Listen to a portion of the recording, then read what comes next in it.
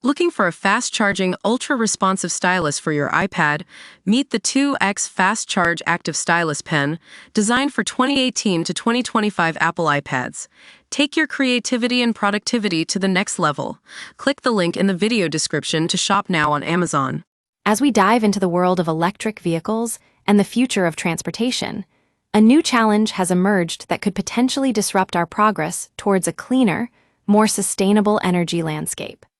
The Trump administration's recent tariff policies on imported electric vehicle components have sparked widespread concern among industry experts and policymakers alike. But what exactly do these tariffs mean for the electric vehicle market, and how will they impact the transition to a low-carbon transportation sector?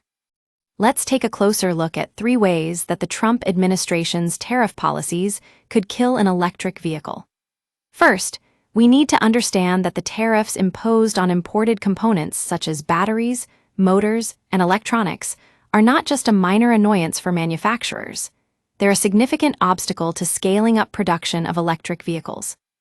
By increasing the cost of these components, the tariffs make it more difficult for companies to compete with their international counterparts.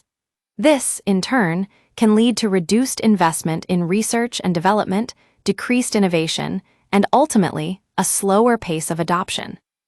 For example, Tesla's chief executive officer Elon Musk has already expressed concerns about the impact of the tariffs on his company's ability to produce vehicles at scale. And it's not just big companies like Tesla that are affected.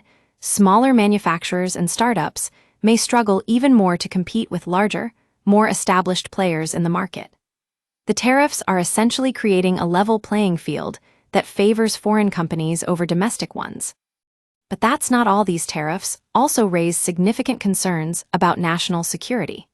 As we discussed earlier on Electro-Drive News, China is already a dominant player in the global electric vehicle market, and this tariff policy could further entrench their position. By limiting access to critical components, the U.S. government may be inadvertently creating a vulnerability in our domestic supply chain. The third way that these tariffs could kill an electric vehicle is by increasing the complexity of the production process. As manufacturers struggle to navigate the new regulatory landscape, they're forced to devote significant resources to understanding the implications of the tariffs and adjusting their operations accordingly. This can lead to increased costs, reduced efficiency, and a decrease in the overall quality of the vehicles being produced. For instance, a recent study by the International Energy Agency found that the tariffs imposed on imported components could increase the cost of producing an electric vehicle by as much as 20%. That may not seem like a lot, but when you consider that the average price of a new car is already around $35,000, a 20% increase translates to an additional $7,000. For many manufacturers, that's simply not a viable margin. In conclusion, the Trump administration's tariff policies on imported electric vehicle components are creating significant uncertainty and obstacles for manufacturers in the U.S.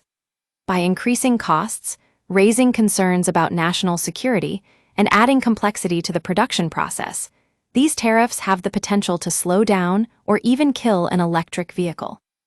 As we move forward with our transition to a low-carbon transportation sector, it's essential that policymakers prioritize policies that support innovation, reduce barriers to entry, and promote sustainable growth.